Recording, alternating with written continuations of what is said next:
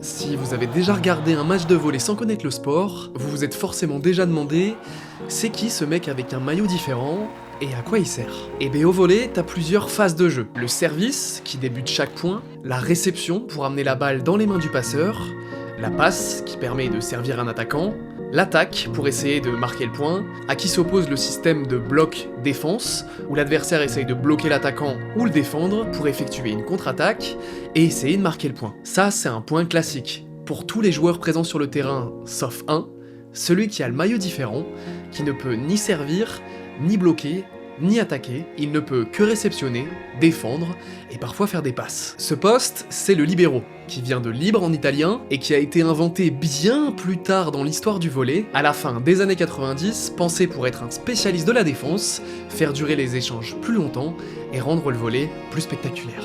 Mais en réalité, le fait de ne pouvoir ni attaquer, ni servir, ni bloquer, a très souvent rendu le poste très frustrant pour ceux qui le jouent, et très rarement, les jeunes qui commencent le volley veulent devenir libéraux, c'est très souvent un rôle par défaut qu'on te donne quand t'as pas la taille pour être attaquant. Ça a été le cas pendant 20 ans, avant qu'un joueur français donne envie à des milliers de jeunes de jouer le poste, tant il l'a révolutionné. C'est le meilleur libéro du monde depuis des années, peut-être même le meilleur de l'histoire, et aujourd'hui j'ai l'honneur de vous proposer un documentaire sur lui. Son nom, c'est...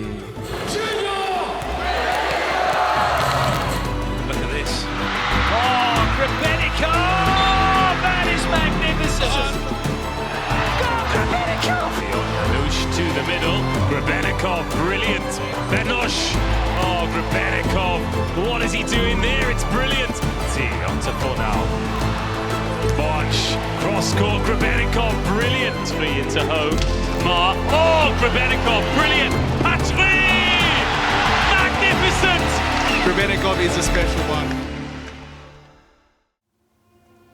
Ce documentaire, c'est des semaines, voire des mois de taf. Et il est posté sur une toute nouvelle chaîne YouTube qui sera dédiée à mes gros projets comme celui-ci. Donc si tu veux voir d'autres documentaires comme ça, d'autres histoires que je te raconte dans d'autres sports aussi au passage, abonne-toi, like et commente la vidéo. Pour toi, c'est pas grand-chose, mais pour moi, ça change tout. Et quand je vois comment j'ai bossé comme un malade sur cette vidéo, ça me ferait tellement plaisir qu'elle fonctionne.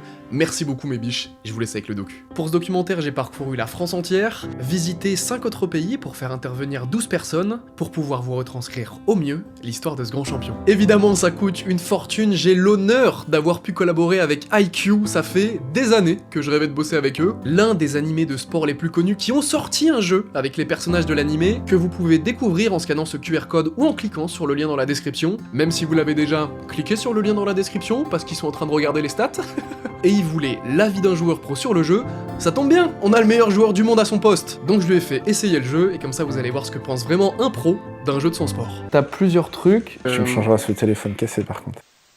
En gros, t'as plusieurs modes, tu vois. Ok. Tu peux recruter et après tu peux jouer des matchs. Moi je veux Et jouer un après match. t'as le mode histoire. Mais recruter comment ça? Bah en gros, le recrutement c'est t'ouvres des cartes, tu vois. Ça a l'air c'est en trop gros- bien fait de ouf, c'est abusé. Voilà, là on peut recruter des joueurs, tu vois. Ok, profil de joueur. Ok. Contreur central. Et Ah mais là en tu- fait j'ai juste fait ça, le Ouais, libéro. c'est ça. Et en fait là c'est au hasard en fait. Ils ont l'air un peu tristes, hein. Il y en a un qui a Ah, parce qu'il est libéraux. lycée des combats. Oh putain, on va devoir en parler ça. Et là tu vois, vu que c'est violet, ça veut dire que c'est un joueur de fou, tu vois. C'est un joueur de fou, Ouais. passeur. Ok. En gros là t'as recruté des gens, tu peux en recruter, vas-y on va en refaire 10, tu vois. Et après je vais te montrer comment tu peux jouer un match. Recruter 10, c'est ça? T'en as recruté 10 du coup? Bah c'est toi qui m'as dit. Ah merde, on en reprend 10, là c'est pas grave. C'est juste que du coup on en a 10 de plus quoi. Ah mais là c'est payant là? Ah non, c'est bon, c'est le compte gratuit. Ah oui d'accord, parce que là ça... Ah tu vois là c'est un truc de fou. Genre jaune c'est genre la rareté la plus rare je crois. C'est un central que t'as eu je pense. Numéro 5. Et là en gros tu vois t'as recruté un peu et là ça y est on peut jouer tu vois. Fais-moi un entraînement là, c'est très bien ça. Non? Et là en gros là tu vois tu peux choisir ton équipe en gros tu vois. Ok. Et là t'as le niveau des joueurs donc plus ils sont au niveau plus ils sont forts. Mais là je pense que t'as déjà la meilleure équipe possible sur papier. Ok, tu vois. vas-y parfait. Et en gros ce qu'ils veulent c'est que tu dises ce que t'en penses tu vois honnêtement Ok. en tant que joueur tu vois. Déjà le recrutement ça se passe pas comme ça dans la vraie vie. Non, faut du vrai argent. Ok. Tu choisis où tu veux servir en fait. Ah oui Et là d'accord. en gros quand tu réappuies il faut que ce soit dans le Parfait. jaune. Ah, je suis un dingo moi. Et là, en gros, c'est l'équipe adverse qui réceptionne. Et là, il y a une différence, tu dois choisir ton central, ton Ok. bloqueur, en gros, en appuyant en bas, là, tu vois. Ah ok. D'accord.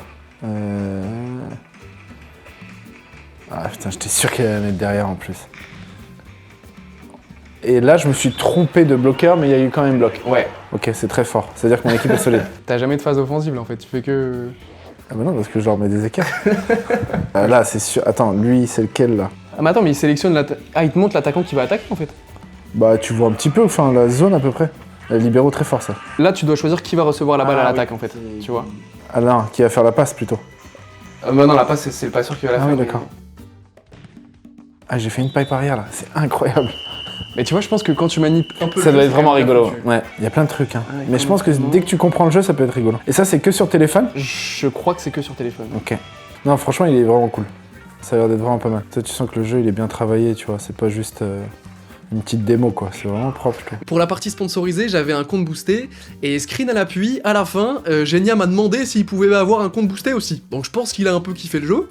Encore un grand merci à IQ qui ont rendu cette vidéo possible, vraiment sans eux, bah, ça aurait jamais été possible. N'hésitez pas à scanner le QR code et à cliquer sur ce lien dans la description, au moins pour les stats. Et on peut démarrer ce documentaire.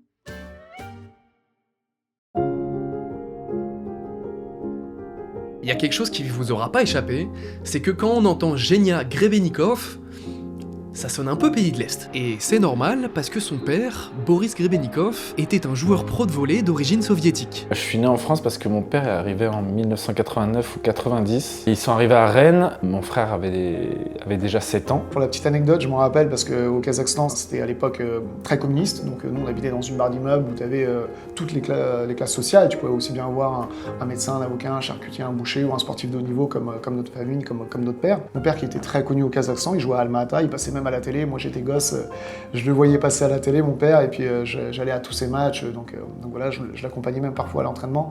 Bah, je pense que c'était son premier fan, Genia, avec son frère Stan. Je pense que c'était les premiers fans de Boris. Il l'a toujours vu comme un modèle, son père. Ah, mon père, c'était... En fait, déjà, par sa carrure, en fait, pour moi, c'était un mastodonte. Tu vois, moi, j'ai cette image, en fait, de... Tu sais, le mec, c'est Schwarzenegger, quoi. Il avait un corps, c'était sculpté de partout, il n'y a pas un pet de gras. Et en fait, j'ai toujours eu cette image de mon père qui bosse, qui lâche rien, tu vois, qui est sérieux. Je le regardais tout le temps. Et je trouvais ça beau, en fait, tu vois, comment il jouait. Et ça m'a toujours attiré, ça a toujours été mon premier modèle, parce qu'à chaque fois, on me dit ouais, toi, c'est qui ton idole? Bah... Ton père. Ouais, dans ma tête, je vois que mon père, tu vois. Et un jour, mon père, je crois qu'il rentre des États-Unis. Moi, je l'attendais, j'étais avec mon petit vélo, avec ma bande de potes, en train de jouer en bas de la tour à Alma-Ata, au Kazakhstan. Et mon père, il arrive avec des magazines de l'avion, il me fait « Tiens, j'adorais les bagnoles, et je regarde, des bagnoles pleines de couleurs, des modèles, des Mercedes, d'Audi, des BM, et c'était marqué en français. Je fais « Qu'est-ce qu'il y a, papa ?» Il me dit bah, « Le mois prochain, on part en France. » Oui, histoire tout courte, j'étais un joueur professionnel à l'URSS. En 31 ans, j'ai signé contrat avec la France. À l'époque, c'était l'URSS, c'est l'État qui signait pour les joueurs avec des clubs. Et là, on est arrivé en France, on ne parlait pas la langue. C'est-à-dire qu'on est arrivé avec 2 valises. Il me semble que ma mère était enceinte de Genia, donc elle a accouché à la clinique de Sagesse à Rennes quelques semaines ou quelques jours après. Ça lui a plu, ça a plu à ma mère, ça a plu à mon grand frère. Et du coup, en fait, il prolongeait d'année en année le contrat. Et puis, moi, j'ai grandi à Rennes et je suis tout le temps resté à Rennes. Quand j'ai appris que j'allais avoir un petit frère, moi j'étais hyper content. J'étais hyper content. Je me dis ah bah, c'est cool, je serai grand frère, tu vois ça va être top. On va pouvoir échanger, je vais pouvoir lui apprendre des trucs, on va être une équipe quoi, on va être une team. Stan, il était quand même grand frère. Il a toujours survécu à Genia. On jouait tout le temps dans sa chambre.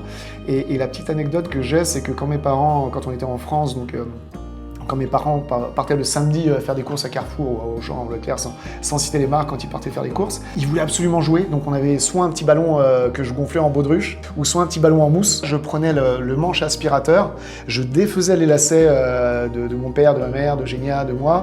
J'accrochais avec le lacet d'un côté le manche aspirateur jusqu'à la poignée de la fenêtre, dans sa chambre. Je me mettais à genoux pour être à sa taille, et on faisait des matchs. Et Genia ne lâchait pas un seul point. Sauf que comme j'avais 7 ans de plus que lui, j'avais forcément plus de force physiquement à ce moment-là. Et du coup, j'avais plus de facilité à jouer, donc je pouvais gagner tout le temps.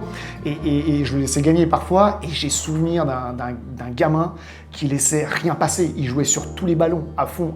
Il me faisait pleurer. Hein. Et il me faisait pleurer parce que vu qu'il était beaucoup plus grand, je sais que des fois, il me laissait un petit peu gagner. À la maison, c'était chaud. C'était chaud, ma mère elle râlait à chaque fois, arrêtait de faire de la poussière.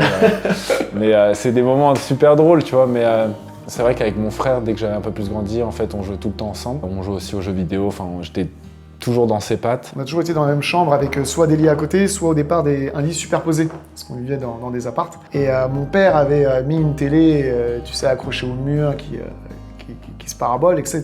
Et puis donc Noël arrive, le sapin, mon frère il a ses cadeaux, il ouvre, moi j'ai mon cadeau, Sega Mega Drive avec le jeu Sonic, je me rappelle, 25 décembre, incroyable. Forcément je veux jouer, puis moi j'ai 10 ans donc je branche le truc, je mets le jeu, et là génial, il fait ouais, je veux jouer aussi. Donc il y avait 2 manettes. Mais il avait 3 ans le gamin, 3 à 4 ans tu vois. Et du coup moi je branche la mienne. Ma manette quoi, donc moi je joue. Je lui dis génial, tu vas jouer. Puis moi je fais semblant de brancher sa manette à lui, donc je la mets un peu sur le côté sous la Sega Mega Drive, puis moi je jouais, puis il était comme ça comme un fou, il jouait et tout, t'inquiète. Je crois que même le jour même je lui dis mais génial, arrête de jouer, ta manette elle est pas branchée. Et lui il dit non je veux jouer, puis je l'ai laissé jouer. Genia a donc vécu une enfance heureuse à Rennes, aux côtés de son père Boris, son frère Stan et sa mère Tatiana, qui elle aussi était volleyeuse en étant plus jeune, et qui, une fois arrivée en France, est devenue coach de volley. Ma mère, quand ils sont arrivés en France, elle entraînait des petits, mais elle allait faire le tour des écoles, des collèges, des lycées, pour faire venir des mecs au volley, tu vois. Le souvenir que j'ai là qui me vient, c'est qu'on était au camping. Mon père partait bosser, il nous a laissé un week-end au camping. Ma mère, elle sort le ballon et on joue tous les trois. Avec Génia, on fait des passes tous les trois. Ma mère nous apprend, tiens, le service, il faut qu'il soit comme ça, la passe comme ça, la réception comme ça. Vraiment, ils étaient, surtout ma mère, très basée sur la technique et à apprendre les premiers gestes bien. Même s'il faut prendre le temps, bien apprendre techniquement les gestes. Puis on jouait tout le temps. Il y avait toujours un ballon dans le coffre de mes parents. Ouais, partout où on allait, camping, partout où on allait, j'avais un ballon avec moi. C'est vrai que le volley, ça a été vraiment un sport que j'ai pratiqué, je pense, depuis le début de ma vie, tous les jours, je pense. Et quand j'étais pas là, quand je jouais pas avec lui, il se retrouvait à jouer tout seul dans sa chambre, en faisant dans le même pas la réception, la passe, et il criait des assa, il jouait tout seul, quoi. Il faisait ses matchs tout seul. Et je devais avoir 6-7 ans, et en fait, tu sais, t'avais le tapis de salon, et en fait, pour moi, c'était le terrain, et je jouais avec un ballon de baudruche. Okay. Dans mon équipe, il y avait moi, mon père, et en général, un joueur fort de son équipe, tu vois. Lui, je me faisais des tournois tout seul, tu vois.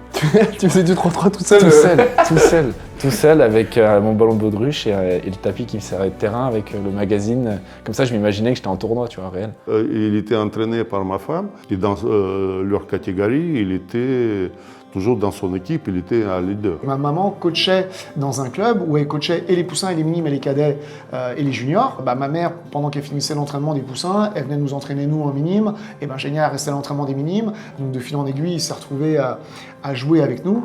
Et j'ai même souvenir qu'on a gagné un tournoi d'une étape junior moins de 21 où Génia était à la passe. Il était haut comme 3 pommes, il passait sous le filet, on le mettait à la passe. Donc il a toujours été... Non seulement il a toujours été surclassé dans ce qu'il faisait, en tout cas dans le sport, puis il a toujours traîné un peu avec moi, donc avec mes potes. Genia aura donc une enfance très marquée par le volley, même si c'est pas le seul sport qu'il pratiquera. Il fera aussi du hockey à plutôt bon niveau, et jouera aussi aux échecs, où il sera d'ailleurs champion de Bretagne. On a vécu une bonne période avec lui aux échecs. Le club, il était en rez-de-chaussée chez nous, où on habitait. Pour ça, c'était pratique. Si Génia il a fait ses devoirs, il peut descendre tout seul et alors jouer aux échecs. J'ai pensé que c'était un jeu pour se reposer. Et une fois, avec son équipe d'échecs, ils sont partis en compétition à Bordeaux. Et il a été champion du coup? Oui. Ouais, ça c'est ouf. En fait, mes parents me parlent en russe à la maison. Je joue avec lui souvent aux dames. Il me disait les dames, tu vois, en russe. En français, je savais pas comment traduire ça, tu vois. En primaire, on me propose d'aller jouer aux échecs. Et moi, pour moi, les échecs, c'était les dames. Et du coup, je m'inscris, je me dis, je sais jouer, ça va être trop bien. J'arrive, je vois des cavaliers, des tours, des fous. Je sais, mais c'est pas du tout ça, en fait. Moi, je joue au truc avec les trucs ronds, tu vois. Et ils me disent, ah, mais ça, c'est les dames. Et là, je fais, merde. Et du coup, en fait, vu que je me suis inscrit, j'ai appris. Et au bout d'un an, je deviens champion d'Ille-et-Vilaine, après champion de Bretagne. Et j'ai kiffé de ouf quand j'étais petit. Arrivé à l'adolescence, Genia cumule donc le volley, les échecs et le hockey. Les trois plus ou moins avec un niveau correct. Mais avec l'arrivée au lycée et la seconde, il a fallu faire un choix. J'ai fait un choix, mais 15 ans, 16 ans. En fait, je rentrais en seconde. Je savais que tout le monde disait la seconde, c'est super important. Mes parents l'avaient remarqué aussi. Mon père suivait en fait un peu de loin ce que je faisais dans le sport par rapport au volley. Tout le monde lui disait, bon, il est pas mal, il est bon. Enfin voilà, il avait compris que j'avais des facilités. Et en fait, mon père, il me dit à 16 ans, voilà, là, tu vas rentrer en seconde, il y a le volley, il y a le hockey. Faut que tu choisisses, tu vois. J'ai proposé de faire un choix. Niveau d'études, l'école, plus hockey sur glace, demandait aussi beaucoup d'énergie, beaucoup de déplacements. Et il a commencé plus sérieusement à jouer au centre de formation d'Oren Volley au volley. Ça veut dire pas le temps. Pas le temps. Et les études à l'école, les notes commençaient à chuter. J'ai dit, bah, il faut choisir. Je n'ai pas proposé volley, j'ai pas proposé hockey, c'était son choix. Du coup, je choisis le volley, mais je choisis le volley parce que mon père venait d'être nommé entraîneur de l'équipe 1 à Rennes. Mais en fait, dans ma tête, ça a tilté direct. Je me suis dit, bah, s'il est entraîneur de l'équipe 1, il va m'entraîner avec les pros, c'est sûr et certain. Et le jour où il est nommé, je me rappelle, je monte dans la chambre et je montre aucune émotion à mon père, mais je monte dans la chambre, je crie, je suis trop content, tu vois. Limite, je pense que j'étais plus content que lui, tu vois. Et, bah, il était super satisfait, mais moi, je me suis dit, c'est le début, là. Je me suis dit, j'ai une chance, tu vois, d'aller m'entraîner avec les pros. Mais il me l'a pas dit direct. En fait, il a attendu 2-3 semaines pour me dire, bah, viens avec moi. J'y allais une fois par semaine, après c'était 2, après c'était 3, c'était de plus en plus souvent, tu vois. Si ça se trouve, il aurait pu te dire, il aurait pu jamais rien te dire. Ah ouais, mais je savais qu'il allait le T'aurais faire. été dégoûté. Je savais qu'il allait le faire parce que, tu vois, je faisais pas tout l'entraînement. Mais au moins, en fait, ça me permettait de réaliser, en fait, le haut niveau, tu vois. Et je pense qu'il avait envie que je vienne pour que je vois. Moi, ça m'intriguait. Même, en fait, même s'il me prenait pas l'entraînement, j'aurais été dans la tribune, tu vois, à regarder. Un brin d'opportunisme donc pour Genia, qui, avec l'envie bien ancrée en tête de devenir un jour joueur professionnel, décide donc de choisir le volley, en s'imaginant peut-être un jour être appelé par son père, l'entraîneur du groupe pro, pour rejoindre l'équipe. Et spoiler, c'est ce qui va se passer. D'abord, pourquoi vous avez décidé de l'intégrer au groupe pro dans sa première année? Par nécessité de club. Le club, il n'était pas riche. On a eu combien 8, 9 joueurs professionnels. Les autres étaient les étudiants. Et pour avoir les groupes pour compléter l'entraînement, compléter l'exercice de travail, souvent j'ai appelé Genia. C'est pas qu'il était fort, bien, il était tout petit, il était l'âge de 14, par rapport des autres joueurs professionnels qui pèsent 100 kg, 2 mètres. Bien sûr, Genia, il était une crevette. À partir de ce jour-là, en fait, ça a été mon vrai entraîneur et là, c'était pas gagné. Boris, moi, c'est lui qui m'a fait venir à Rennes, qui m'a fait confiance et qui m'a mis titulaire à Rennes. Donc pour ça, je le remercierai toujours. C'était un entraîneur assez dur, sûr de là où il voulait aller. C'est un Russe. Hein. Moi, j'ai fait 3 ans avec eux, avec Boris et avec Genia. Il était dans l'équipe, il a intégré le groupe pro à Rennes. C'était le fils de l'entraîneur. En plus, c'était le petit jeune, toujours souriant, sauf quand il se faisait un peu défoncer par son père, ce qui arrivait régulièrement. Mais dans l'ensemble, c'était bien. Mais quand ça se passait mal, il se parlait en russe. Donc là, on ne comprenait pas trop. Généralement, c'est Boris qui parlait, Genia ne répondait pas trop. C'est normal au début, tu vois, il est exigeant avec moi, mais dans ma tête, je me disais, peut-être que là-bas, dans un autre club, on va me mentir, tu vois. J'ai jamais dur avec lui. C'est juste, je dis toujours la vérité. Parce qu'avec la vérité, on progresse plus vite. Pourquoi je dois mentir mon fils? Pour quelle raison? Et en fait, dans ma tête, j'ai très vite senti que c'est mon père, en fait. Je suis entouré de ma famille. S'il y a un truc qui ne va pas, il va me le dire. En fait, il va vouloir que mon bien. Il va pas me dire « Ah, Genia, t'es bon » juste pour me faire plaisir, tu vois. Si t'es nul, ça va faire mal, mais si t'es nul, il va te le dire, comment progresser, comment travailler. Il va vouloir que mon bien. Il va pas vouloir penser qu'à lui-même, tu vois. Il va se dire, bah, on est dans le même bateau là. Alors que dans un autre club, peut-être que l'entraîneur il aurait pu dire, mais le gamin, je m'en fous, il a 18 piges, moi ça change rien à ma vie, tu vois. Il intègre donc l'effectif pro avec son père, mais à cette époque-là, Genia n'est pas libéro, il est réceptionneur attaquant. C'est un autre poste du volley qui, comme le libéro, combine la réception, la défense, mais en plus tu peux attaquer, servir et bloquer. Et on va pas se mentir, c'est l'un des postes stars du volley. Tous les jeunes veulent jouer récep-attaque. Et en soi, il est pas si mal. C'est plutôt un bon petit joueur de volley, un bon petit réceptionneur attaquant. La première année, il a joué quelques matchs récep-attaque, où il a fait des bons matchs, parce que c'est un super serveur. Voilà, c'est un super joueur de volley. Honnêtement, il aurait pu jouer en Liga en réceptionneur attaquant. Il a eu super service matché, il était toujours attaqué, et plus c'est un vrai guerrier.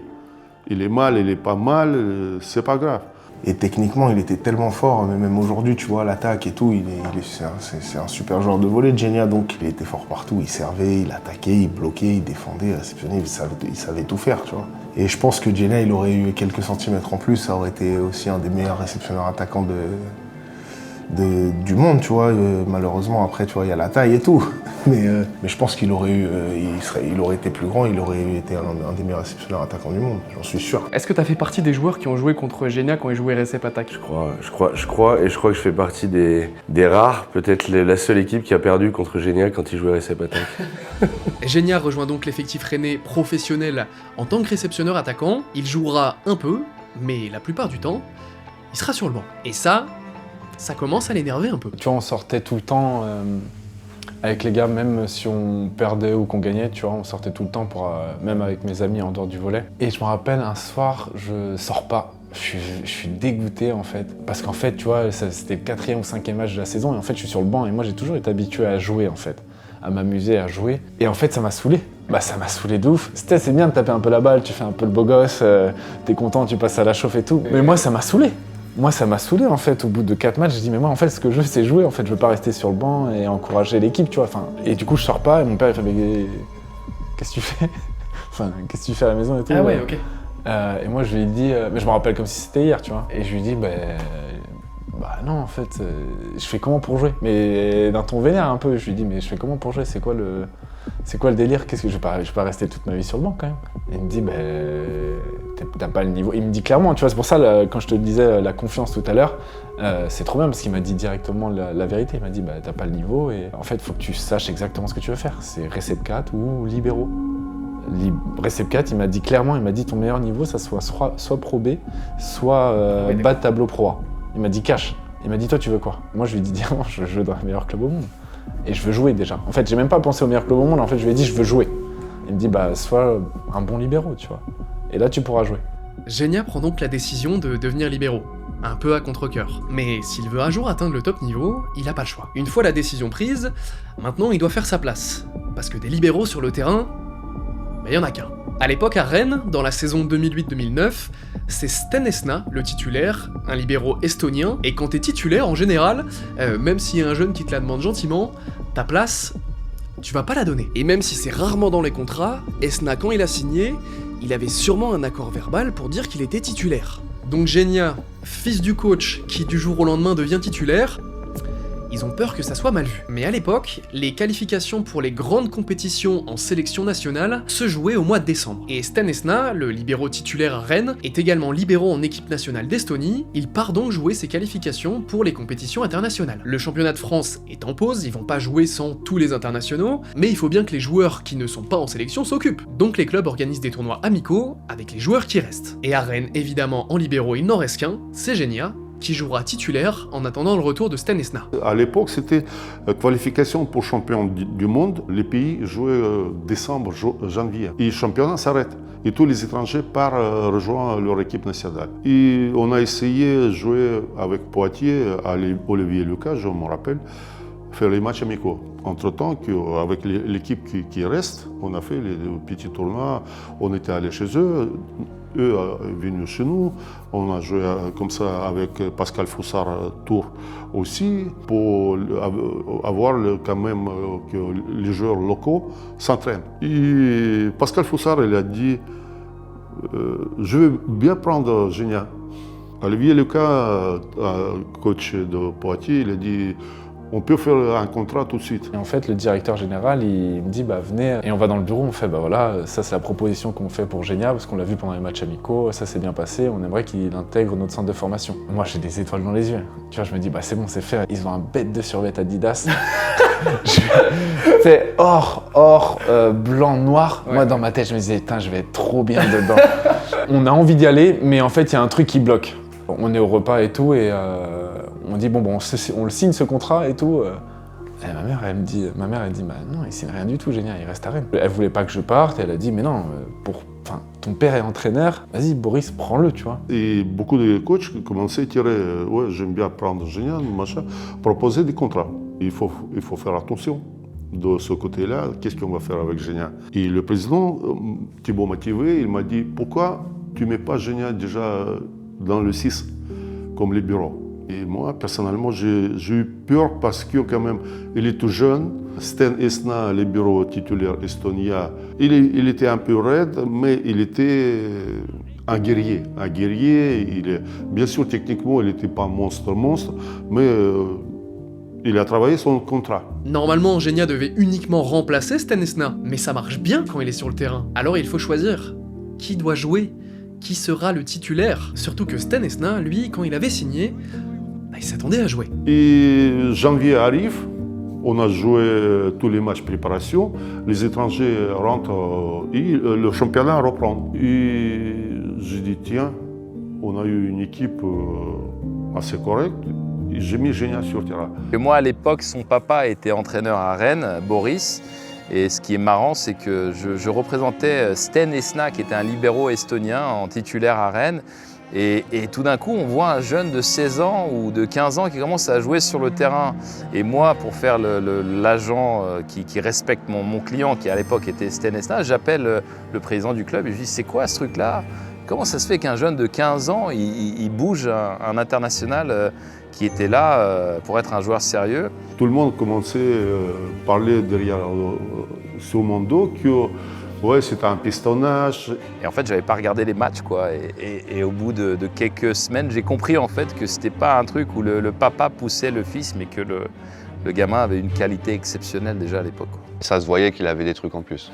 Il allait plus vite, il avait déjà une très bonne vision de jeu. Il était déjà très très fort sur les impacts, de garder les balles, de prendre des gros impacts. Ce qu'il avait en plus que beaucoup de jeunes, je pense, qui arrivent, c'est qu'il n'y avait vraiment aucune peur, en fait. Aucune peur beaucoup de respect, c'est quelqu'un qui est très respectueux des autres. Mais sur le terrain de volley, il avait aucune peur, donc il allait dans ce qu'il voyait. Il a une vision du jeu qui est quand même supérieure à la moyenne. À la fin de la première saison, peut-être même avant la fin de la première saison, on en avait parlé vite fait avec Boris sur Génia, et moi j'avais juste dit que pour moi c'était évident que ça soit lui. Je pense que c'est ce qu'il voulait faire. Maintenant, quand c'est ton enfant, à mon avis, tu as toujours un moment où tu te demandes si tu es objectif ou pas. Tu vois. C'était pas facile. Et pour ça, j'ai eu peur que... je voulais pas psychologiquement craquer Génia aussi. Parce que être monstrueux à l'entraînement, c'est une chose. À dévoiler à public, et plus à Rennes, à l'époque, on a eu public 1500, 2000 personnes. En Bretagne, les volets, les gens aiment beaucoup. Voilà. Donc d'en parler un peu à droite à gauche, peut-être ça l'a conforté là-dedans, mais voilà, on en avait parlé vite fait. Et moi, j'avais dit que c'était pour moi une évidence. Il avait déjà fait quelques matchs la première année où il était aussi bon, voire meilleur, sans manquer de respect, vu le niveau de Génia aujourd'hui, aux libéraux qui étaient présents. Donc c'était logique en fait de lancer Génia. Et je pense que c'est les discours qu'il a entendus un peu autour. Donc est-ce que j'ai poussé ? Il n'y avait pas besoin, honnêtement il n'y avait pas besoin, c'était évident en fait. Et ça y est, en deuxième partie de saison 2008-2009, c'est officiel, c'est Génia qui occupera le poste de titulaire. Il restera 3 saisons à Rennes jusqu'à la saison 2011-2012, où il disputera d'ailleurs sa première finale de Coupe de France.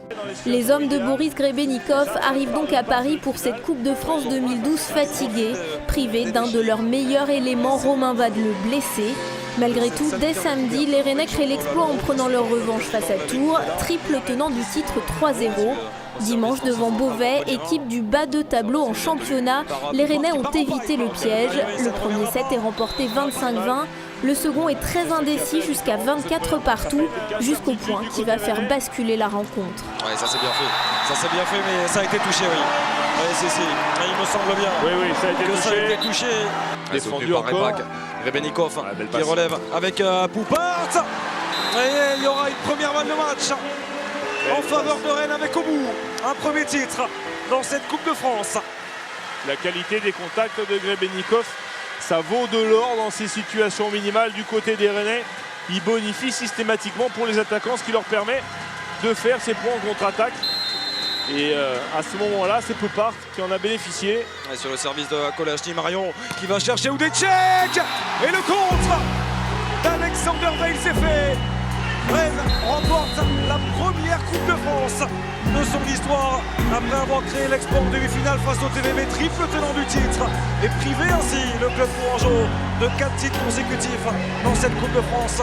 C'est Rennes qui vient s'offrir une première Coupe nationale et ça vient récompenser tous les efforts des joueurs de Boris Grebennikov. Et on a eu l'habitude aussi, Fred, d'avoir les Ngapets père et fils remporter cette Coupe de France.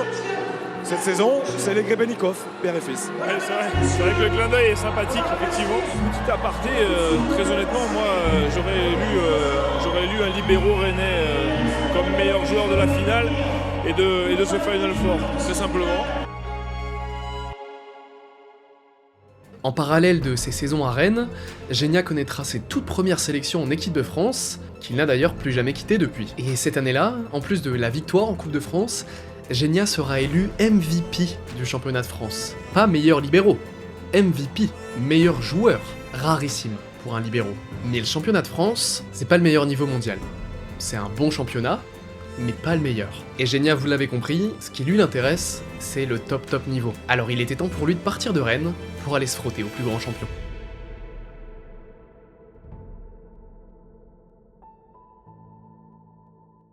Avant de reprendre, un petit mot sur LVF. Je sais, ma vidéo est déjà sponsorisée, mais déjà LVF, c'est ma marque, donc j'ai envie d'en parler. Et un documentaire comme ça, c'est plusieurs milliers d'euros juste pour le déplacement, donc j'ai encore plus envie d'en parler. Mais 1 minute maximum, promis. LVF, pour ceux qui connaissent pas, c'est ma marque de vêtements que j'ai créée. Et c'est pas juste une marque de youtubeur pour faire du cash, c'est une vraie marque de sport et lifestyle, avec du vrai textile quali, pensé pour l'entraînement, mais aussi beau, que tu puisses le porter tous les jours, et avec un vrai projet long terme derrière, je vous en parlerai dans quelques vidéos. Et pour répondre à ce que vous m'avez demandé le plus, les vestes sont enfin disponibles en bleu, en noir, en précommande. Et deuxième chose, pour la sortie du docu, on fait une promo exceptionnelle, pas dans le sens où la promo est super grande, parce qu'on n'en fait jamais des promos. Je déteste l'image bas de gamme que ça renvoie, le fait de faire des promotions tout le temps, tous les articles à moins 50%, c'est bizarre. Je veux pas du tout ça pour une marque premium, mais j'ai tellement bossé sur ce documentaire que je vous mets moins 10% avec le code GENIA sur tout le textile et tous les e-learning. Je vous ai mis tous les liens dans la description. On a remis des stocks, les pulls sont dispo, la collection héritage est de retour aussi, vous m'aviez dévalisé jour 1, et pour vous aussi mesdames, on a remis du stock. Merci beaucoup à ceux qui prendront du textile, vraiment c'est grâce à vous que je peux faire des documentaires comme ça, vraiment merci beaucoup. C'est tellement énorme comme projet, ça demande tellement de dépenses, donc vraiment, sincèrement, merci à vous. Et on reprend le docu.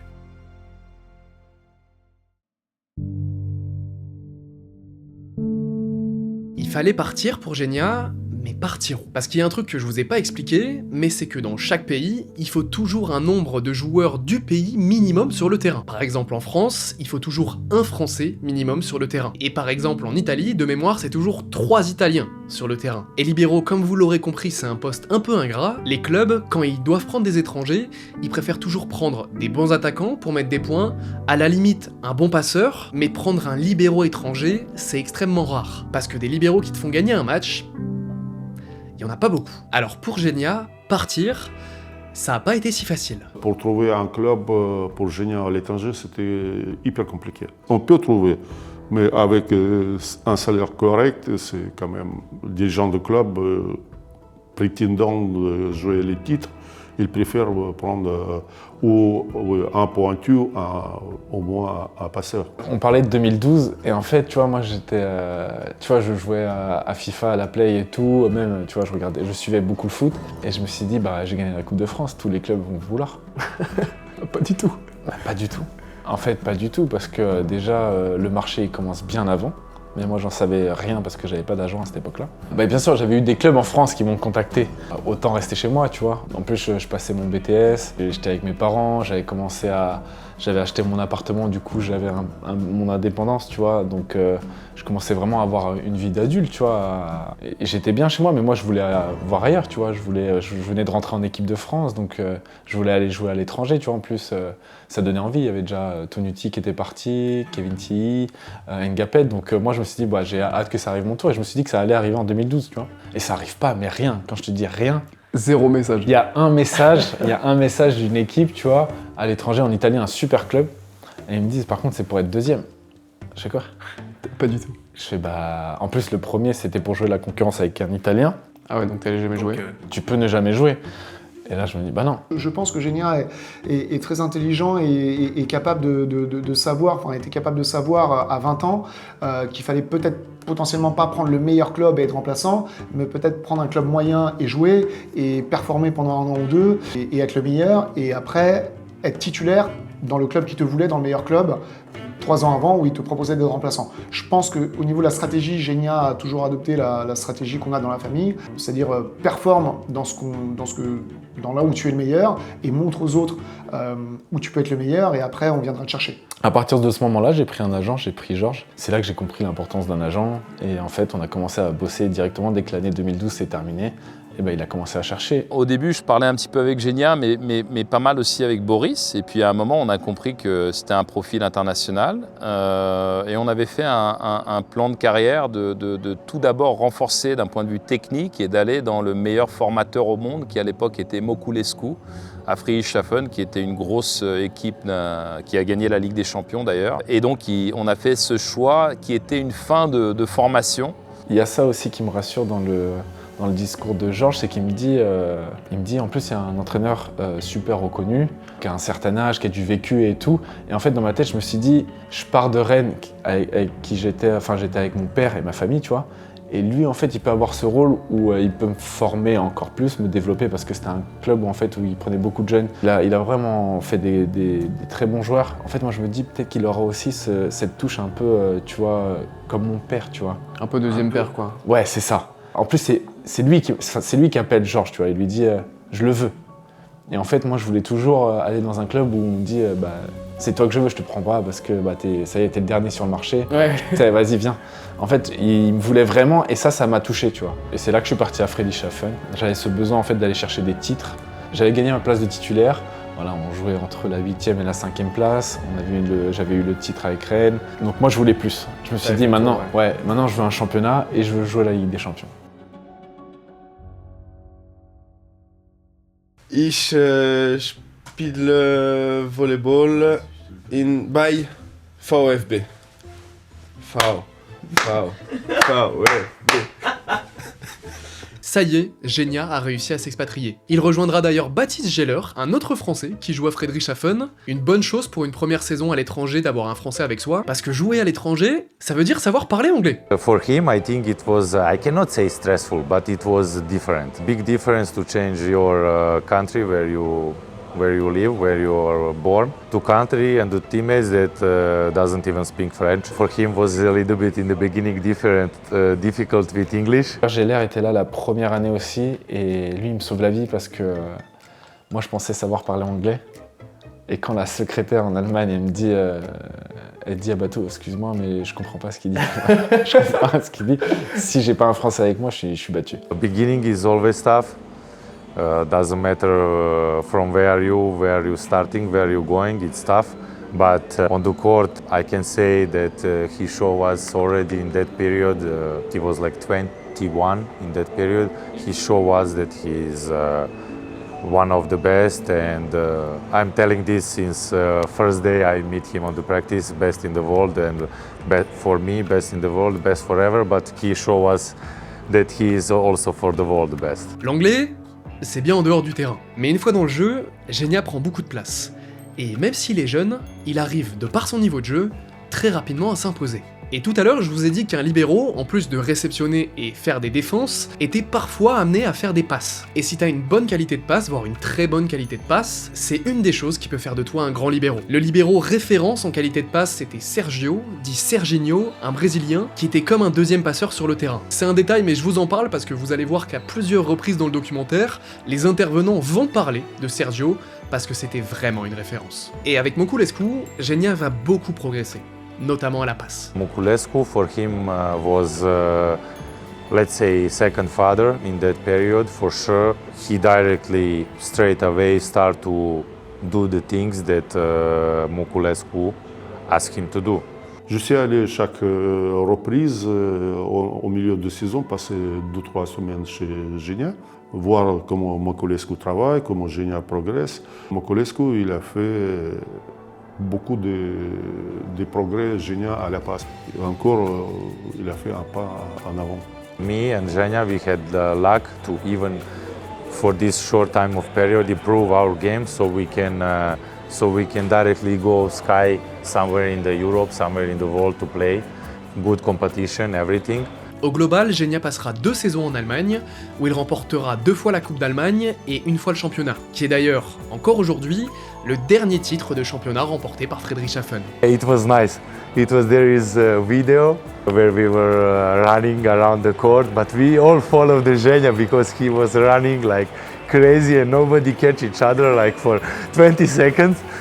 But it was really, really nice. C'était incroyable de finir une saison comme ça avec eux et de gagner surtout la Bundesliga contre Berlin, qui était vraiment une grosse équipe. The thing is, for sure, there is biggest heart of the team. It was Genia. You can see him as a funny guy. You can see him as a more serious guy. But the thing in the court that he is bringing, who never played with him in the team, he can just like hate because he didn't have a chance to play with Genia together. Et surtout, avec ses 2 saisons en Allemagne, il disputera pour la première fois de sa carrière la compétition reine, qui a une grande importance à ses yeux, la Ligue des Champions. Est-ce que tu regardais du foot avec ton père? Ligue des Champions, tout le temps. Et j'allais souvent au Stade Rennais avec mes parents parce qu'on habite à 10 minutes à pied, du coup j'y allais souvent et je kiffais l'ambiance au stade. Moi, tu vois, par exemple, quand tu me dis Ligue des Champions, je pense à la musique de foot, tu vois, qui passe à chaque fois. Moi, je me suis dit, à chaque fois que j'entendais, je me suis dit, ah mais je veux la jouer au volley. En fait, c'était un challenge, tu vois, t'as envie de te montrer aussi, tu vois, parce que on jouait contre des Polonais, on jouait contre des Italiens, contre des Turcs, donc c'était vraiment c'est une confrontation, tu vois, et t'as envie de te montrer, quoi. En fait, j'ai l'impression de vivre un peu mon rêve de sportif de haut niveau, en fait, c'est d'accomplir un objectif que je m'étais fixé, tu vois. En 2 saisons, il sera élu 2 fois meilleur réceptionneur. Pas mal, et ça commence à sentir le départ. En Allemagne, il est bien apprécié tout le monde. Et même, il a failli de toucher MVP de la saison, sauf il n'a pas donné à l'étranger. Et ils ont regretté, ils voulaient garder Genia encore plus de temps.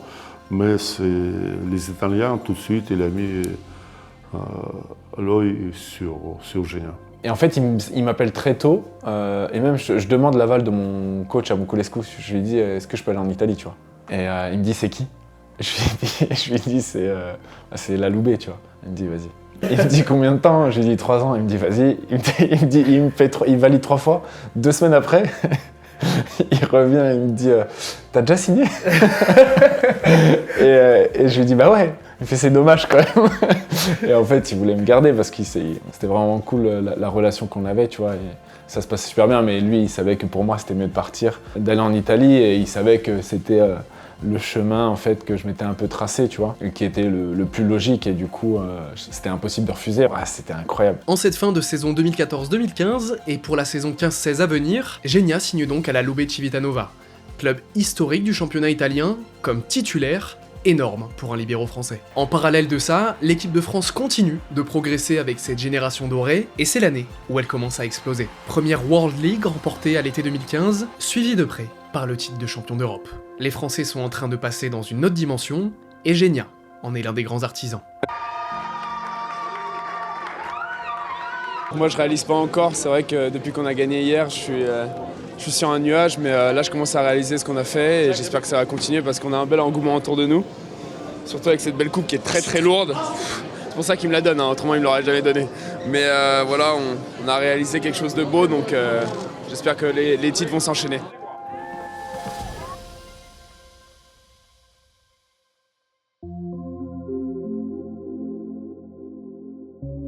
On est en 2015, Grebennikov vient d'être sacré champion d'Europe avec les Bleus et s'apprête à rejoindre la Loubet Civitanova, l'un des meilleurs clubs au monde, dans l'un des meilleurs championnats au monde, où il a signé 3 ans. Ça montre que le club lui fait confiance, surtout que quand il arrive, il est seul libéraux. Le club compte construire autour de lui sur plusieurs années, et pour un libéraux, c'est génial de réussir à sécuriser ce genre de contrat. Et forcément, s'il arrive dans ces conditions, c'est que le club attend quelque chose de lui. Là, Civitanova, ouais, j'arrive, je me dis, ouais, j'ai envie de tout gagner, tu vois. Tu le vois, de toute façon, dans ton contrat, en fait, t'as des bonus, et en fait, quand t'as des bonus, c'est que tu peux les toucher. C'est que tu peux les toucher. Donc du coup, je me suis dit, bon, bah, l'objectif est clair, apparemment, tu vois, et t'as le coupe, championnat, et s'il y a une coupe d'Europe, bah, il y a la coupe d'Europe, tu vois. Mais oui, non, quand tu signes là-bas, tu savais que tu signais pour aller chercher le titre. Ouais. Et comme je vous disais, quand il arrive, il est le seul libéraux. Alors que d'habitude, t'as souvent un deuxième libéraux dans une équipe. Et dans le cas du championnat italien, t'as souvent un deuxième libéraux italien. Sauf que là, il est seul, il est sûr de jouer, donc forcément, le club de la Loubet, le club italien, va utiliser un des 3 spots réservés aux étrangers pour faire jouer Genia. En même temps, t'as le meilleur libéraux du monde, encore heureux qu'il joue, tellement il apporte. C'est devenu très vite, et après son départ à Friedrichshafen, c'est devenu très vite une des références, parce qu'après il va à Civitanova, si je dis pas de bêtises. Il va dans un immense club italien après Friedrichshafen, où il bosse 1 an avec Muculescu, le coach roumain qui est un des meilleurs, qui est un des plus grands de l'histoire. Et là il explose. Et il devient une référence mondiale. Rapidement en fait, ça va vite. Il s'en rend pas compte, lui, c'est ça qui était assez drôle. C'est qu'il avait cette naïveté de jeune joueur et un peu de grand gamin. Il jouait pour jouer, quoi. Il se rendait pas compte qu'il était déjà en train de changer son poste. Et pour cette première saison, même si le club ne gagne aucun trophée, ils font 3e du championnat, 3e de la Coupe d'Italie, et surtout 3e de la Ligue des Champions. La meilleure performance de Genia dans la compétition qu'il convoite le plus. On perd en demi. Ouais, je m'en souviens comme si c'était hier. La première Trento, 3-0, on voit pas le jour. Je suis dégoûté parce que je fais un super match. Tu perds demi-finale et il te reste une chance sur 2 accrocher une médaille de bronze. C'est bien, c'est bien. Mais c'est champion, c'est un seul. Mais vous gagnez la 3-4 par contre. Ouais, mais la 3-4, je la compte pas, moi. Tu t'en fous? Ah, je m'en fous. Première place, c'est première place. Deuxième, c'est perdant. Donc pour tenter de gagner cette Ligue des Champions, il a plus qu'une chose à faire, rendre les clés de son appart, passer l'été tranquillement en équipe de France, et revenir la saison d'après pour essayer de gagner le trophée.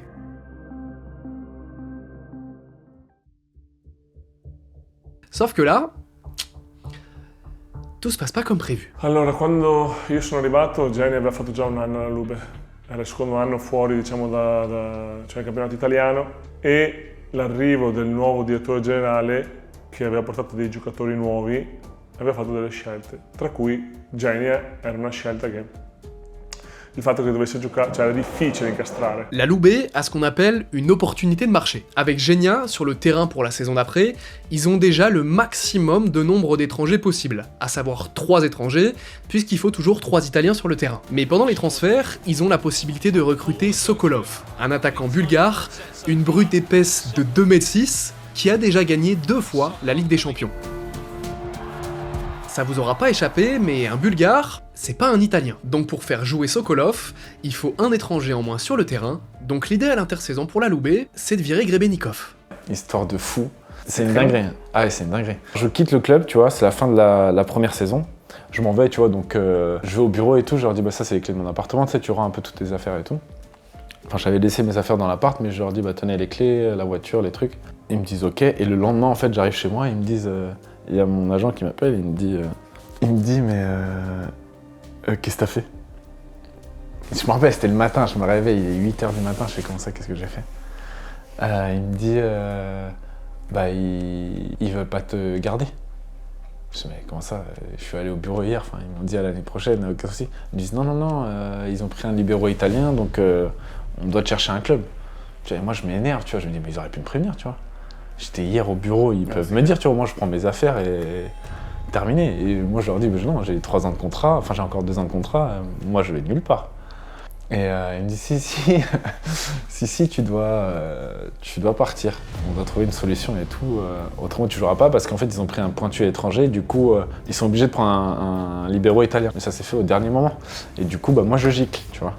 Et moi j'ai dit hors de question, moi je reste. Tout se passe et tout, j'ai des propositions à l'étranger, mais moi je leur dis mais non, mais moi je reste, j'ai contrat. S'ils veulent que je parte, bah ça c'est le montant et moi je m'en vais, tu vois. Tu vois, j'étais bien là-bas et en plus, moi tu m'appelles et tu m'expliques la situation. Et moi, personne m'avait appelé du club en fait.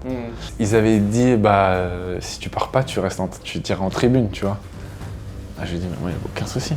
Moi, à ce prix-là, je reste où tu veux. Mais tu vois, je suis cash, tu vois, tu me prends 3 ans, t'assumes. C'était la seule période difficile dans sa carrière parce qu'un grand champion ne peut pas être sur le banc, un grand champion ne peut pas subir. E all'inizio Gianni si soffriva, però entrava in battuta per fare le difese e cambiava comunque il set. Il faisait que la Ligue des Champions et il faisait des rentrées. Et donc ça le saoulait. Tu peux pas mettre le meilleur libéraux du monde sur le banc, c'est pas possible. Lui, c'est une période qu'il vivait mal, parce que Genia est quelqu'un de convaincu de ce qu'il est et de la force qu'il représente. Donc il comprenait pas que Civitanova n'ait pas besoin de lui absolument dans le 6. Il l'a vraiment très très mal vécu. Il avait même envie d'arrêter le volley. En fait, il y avait ce côté-là au début, forcément, il y a la déception. Il est super déçu, il se dit, en fait, le volley, comme je te dis, c'est son plaisir, c'est vital pour lui. Et quand on le retire d'un terrain pour aller sur le banc, c'était... Ah ouais, pour lui, c'était très très dur à vivre au début. C'est le directeur sportif qui dit ok, j'ai le meilleur libéraux du monde, mais j'ai besoin d'un réceptacle plus fort, donc je le sacrifie. Le directeur sportif de la Loubet, c'est un mec hyper connu, BP Cornio, qui a quand même beaucoup gagné depuis très longtemps, qui est en poste dans un club ultra pressurisé. Si le mec a fait ce choix-là, connaissant le volley, il l'a pas fait pour écarter Genia, tu vois. Il a dû le faire parce qu'il était obligé. Il était obligé. On vire pas Grebennikov. Genia, même s'il reste à la Loubet, ne peut plus jouer. Et alors qu'il était venu à la Loubet pour asseoir sa domination sur le volley mondial, s'affirmer encore plus comme le meilleur libéraux du monde, il se retrouve sur le banc. Et quand ça t'arrive, forcément, tu te poses des questions. Genia pense à arrêter le volley, mais en réfléchissant, il se dit que l'une des raisons qui fait qu'il est sur le banc, c'est à cause de son poste, parce qu'il est considéré comme non prioritaire, même si c'est le meilleur du monde. Alors il va se dire, et si je devenais réceptionneur attaquant, comme au début de ma carrière? Est-ce que t'as hésité à arrêter ou à changer de poste? Ouais, j'ai hésité. Comment tu sais ça, putain, À ce moment-là, il avait des envies, des pulsions de jouer en poste 4 et il reçoit une proposition de Paris Volley qui lui fait une offre belle pour le championnat de France en récep-attaque. Et en fait, Genia accepte. Et donc on était vraiment, une anecdote marrante, mais ils envoient le contrat carrément. Ils envoient le contrat et Genia, avec la frustration de la Loubet, veut jouer dans un grand club français et commencer une carrière en récep-attaque. Et je pense qu'il y a une frustration en lui parce qu'il a envie d'attaquer. Il était vraiment proche d'arrêter de faire libéraux et de jouer récep 4 parce que pour le plaisir un peu. C'était une frustration du moment parce que le libéraux peut pas attaquer, peut pas servir. Donc le libéraux, des fois, il a une petite frustration et son rôle à la Loubet le frustrait à ce moment-là. Et donc c'était une période qu'il a fallu gérer et ne pas le laisser partir à Paris à l'époque, même si pour un joueur c'est excitant de jouer en récep-attaque. Et moi je lui dis, attends, tu peux être un bon petit récep-attaque, mais t'es dominant et t'es le meilleur au monde. C'est deux choses qui sont différentes. Non, je veux jouer en récep-attaque. Et avec Boris, son père, je pense qu'on l'a un peu saoulé, on est rentré un peu dans sa tête pour finalement le convaincre de ne pas y aller. Dans ton club, t'as le meilleur joueur du monde à son poste, sur le banc, et parfois même en tribune. Comment c'est possible? Et dans cette situation-là, t'as deux solutions. Soit t'accuses le coup et tu laisses faire, soit tu réagis et tu donnes tout pour revenir. Et Genia, il a choisi la deuxième option. Comme je vous le disais, sur le terrain, t'as droit à 3 joueurs étrangers en Italie. À la Loubet, ils ont déjà Christensen, un Américain, l'un des meilleurs passeurs du monde, imbougeable. Ils ont aussi Sokolov, bulgare de 2,06 m, imbougeable. Peur des représailles. Non, c'est bon, je rigole, il est juste trop fort. Et le troisième, c'est Denis Caliberda, un réceptionneur attaquant allemand.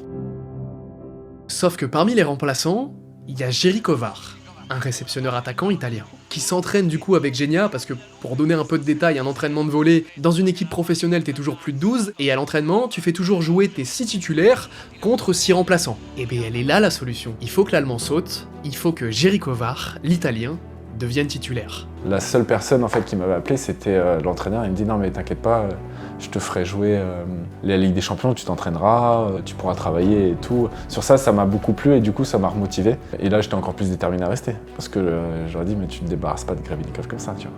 T'as pris un coup dans l'ego? J'ai pris un gros coup dans l'ego mais je suis arrivé plein bazin. Ah, il s'attendait pas à ça. Genia, c'est un compétiteur, hein. C'est un compétiteur et c'est un gars qui voilà, qui allait chercher son truc, sa place. Les grands, ils ont un orgueil. Donc forcément, si tu leur marches sur les pieds, forcément, tu réveilles une énergie nouvelle. Là, le 6-6, en plus, avec moi sur le banc, j'ai des guerriers. Ah, mais moi, j'avais qu'une envie, c'était de les bouffer et qui se grattent la tête à chaque fois. Ils se disent, ah, mais je suis obligé de les faire jouer, tu vois. Et après, je regagne ma place en janvier parce que Jirikova, en tant qu'Italien, en fait, il gagne sa place et du coup, ça permet de mettre un étranger en plus. Ouais. Donc moi, c'était mon duo, tu vois. J'étais tout le temps avec lui, je lui donnais tous les ballons. Fallait que Jirikova joue, tu vois. Mais c'était bien, c'était intense. Et moi, j'ai jamais rien lâché et ça m'a donné un coup de boost, tu vois. Et je voulais prouver. Je voulais montrer à tout le monde que c'est moi qui allais jouer. Et ça marche. Ça y est, en deuxième partie de saison à la Loubet, Grebennikov est de retour sur le terrain. Et avec Genia, la Loubet remportera le doublé coupe et championnat. D'ailleurs, la victoire en championnat, ça sera contre Trento, un autre immense club du championnat italien. Et je vous le précise parce que c'est important pour la suite de l'histoire. Sa deuxième saison à la Loubet s'achève en ayant regagné son poste de titulaire, en ayant gagné la coupe et le championnat, mais toujours pas cette Ligue des Champions, où il finira de nouveau 3ème. Place maintenant à l'été en équipe de France, où les Bleus sont en pleine bourre et remportent de nouveau la World League. 3 médailles d'or pour Grebe cette année, qui devra attendre sa 3ème saison à la Loubet pour tenter de nouveau de remporter la Ligue des Champions. Curitiba, and they have beaten Brazil on home turf. What a game we have witnessed.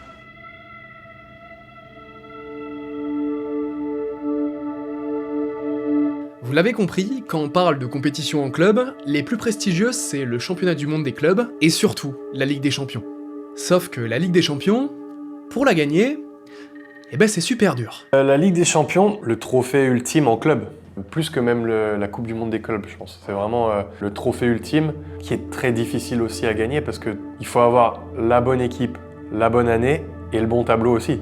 Parce que tu peux aussi tomber sur un tableau, tu as la bonne équipe, mais pour arriver en finale et faire un truc, mais tu tombes sur un tableau où tu as les équipes les plus fortes devant toi et c'est compliqué. Donc c'est dur de gagner une Ligue des Champions. On n'a pas beaucoup en équipe de France de l'avoir gagné. Il y a Totti. Bah, je l'ai gagné une fois, j'ai perdu 2 finales et c'est très dur. C'est très dur parce qu'il faut avoir un peu de réussite, un peu le moment où tu saisis ta chance. C'est dur parce que t'as les meilleurs joueurs du monde. T'as les meilleurs qui jouent les meilleurs. Point barre. Après une deuxième saison qui avait mal débuté et très bien terminée, Genia rejoint de nouveau la Loubet pour sa 3ème et dernière saison, la saison 2017-2018. Et cette année-là, il va disputer beaucoup de finales. Super Coupe d'Italie, perdu. Coupe d'Italie, perdu aussi. Championnat du monde des clubs, perdu. Championnat d'Italie, perdu. Il ne reste que la Ligue des Champions pour sauver la saison. Et la Loubet de Genia se faufile en finale, où elle affronte Kazan, l'équipe russe, triple vainqueur en titre de la Ligue des Champions, qui a dans ses rangs l'un des meilleurs joueurs du monde, Wilfredo Leon, qui a remporté les 3 titres avec le club. Le match est super tendu, et les deux équipes se poussent jusqu'au tie-break, qui se joue en 15 points. La Loubet mène 11-8 et sentent la victoire arriver. Mais la machine s'enraye sur la fin de set, et les Russes reprennent l'avantage. Wilfredo Leon arrive au service, c'est le meilleur serveur du monde, capable d'envoyer des services à plus de 135 km/h, et c'est son dernier match, sous les couleurs de Kazan. Bah, tu sais ce que je me dis dans la tête, je me dis, il y a le meilleur serveur, il a pas fait un ace, je crois, du match. Et je me dis dans ma tête, c'est son dernier match à Kazan, là il envoie une cartouche. For the championship, is there one last bit of magic in that wand of a right hand? Yes, there is! Wilfredo Leon, with his final action in a Zenit Kazan jersey, has served an ace to win the Champions League. Et pour son dernier match, potentiellement son dernier service avec l'équipe russe, Leon mettra un ace, devenant ainsi 4 fois d'affilée vainqueur de la Ligue des Champions. Et cet ace, il est sur Genia. Challenged, it is bang on the line, and it is the perfect end to a perfect career for Wilfredo Leon. Il envoie une cartouche et la balle je la vois même pas et là je fais ouais, elle tombe pleine ligne. Tu sais, dans ma tête je me dis quelle chatte. C'est un service de fou quoi. N'importe quel autre service, Genia elle aurait récupéré, tu sais pas, peut-être qu'ils auraient gagné derrière. Le dernier service où il se le prend juste à côté du pied, sur la ligne, un service incroyable de Leon. J'en ai entendu parler très longtemps. Cet ace, il en parle souvent. À chaque fois qu'on joue contre Leon, il a peur de le reprendre, tu vois, mais c'est normal. Hein. Il l'a mal vécu, en plus la finale, elle est... Si vous l'avez pas vue, regardez-la parce qu'elle est assez dingue. Léon qui met un ace à 178 et j'en sais rien, ou 215 à sa droite sur la ligne, elle tombe ça dedans. Si elle tombe ça dehors, il gagne la Ligue des Champions. Non, il l'a pas. Moi, je pense qu'il l'a pas. Non, elle a été très dure à supporter cette défaite, très dure. Bah ouais, une finale de Ligue des Champions, bah, tu vois, c'est pareil. T'en fais une et tu sais pas quand est-ce que la prochaine elle reviendra, donc quand tu la perds, ça fait mal. Je pense que c'est la compète la plus dure à gagner. Il y a plein de concours de circonstances qui se passent et tout. Il te faut le bon groupe, qu'il soit bon, la bonne équipe au bon moment. C'est super compliqué, donc j'arrive à comprendre que Grébé, il y pense à cette finale, tu vois. Génia, il est très sensible au fait que quand les défaites, elles sont dures, il les garde vachement en lui. Elles sont très dures pour lui à avaler. C'est très dur pour lui. Parfois, il dort pas. Hein. Il a du mal à dormir avant, allez, on va dire 3-4 heures du matin. Ça reste dans sa tête vraiment longtemps, Génia. Après ce match-là, je pars, c'est une lourde défaite, vraiment lourde. Tu vois, des fois, je me réveille et j'y pense. Encore aujourd'hui, tu vois, des fois, je peux me réveiller et le matin, et je me dis, putain, la Ligue des Champions.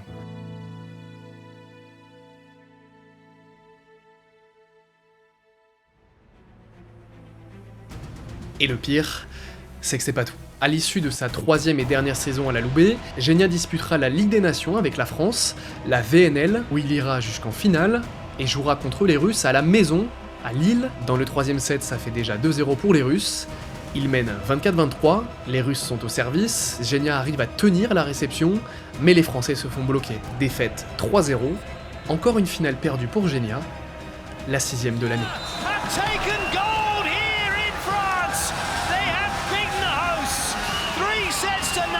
On se fait découper par les Russes en finale, mais on finit 2e et là, je gagnerai plus jamais une finale.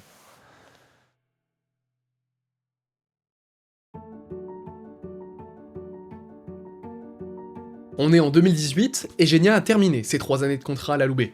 Il lui faut donc un nouveau club. Et je sais pas si vous vous en rappelez, mais dans la vidéo je vous ai dit qu'en 2017, il a gagné le championnat d'Italie quand il était dans sa 2e saison à la Loubet, contre Trento. À la tête de Trento, c'est Lorenzetti, l'un des meilleurs coachs au monde, très apprécié d'ailleurs par Ervin Gapet, qui l'a entraîné à Modène. Et en 2017, quand Lorenzetti voit ce jeune libéro français lui voler le titre du championnat, ça lui donne des idées. Cette saison se termine, on est champion. Je parle avec mon agent et tout, et mon agent il me dit Génia, tu vas aller à Trento? Je fais là en septembre là? Il me dit non. Je fais comment ça? Et il me fait non, dans la saison d'après, tu vois. Un an et demi avant, tu vois. Et dans ma tête, je me dis waouh! Et on venait de les battre en finale. Et j'avais bien joué. J'avais très bien joué. Comment ça se fait que c'est aussitôt, tu vois? Ils me disent ils préparent l'équipe pour avoir un libéraux étranger. Faut qu'il ait des Italiens, tu vois, donc faut qu'il prépare 1 an et demi à l'avance, tu vois. Ça, c'est un truc de fou. Même moi, tu vois, sur ça, j'avais halluciné. Et en fait, pareil, tu sais, comme avec Friedrichshafen, moi, un club qui me veut, le premier qui arrive, en général, c'est oui. Je me pose même pas la question, tu vois. On l'a gardé secret, ce deal, et je sais pas comment on a fait pour le garder si longtemps, mais ça s'est fait 1 an et demi en amont, quoi. Lorenzetti, meilleur coach au monde, Trento, plus grand club de l'histoire, avec une place, donc une composition d'équipe qui était déjà en place pour avoir la place d'étranger pour Génia. Il y avait tous les éléments et Génia est quelqu'un de très pragmatique, de très malin. C'était un no-brainer.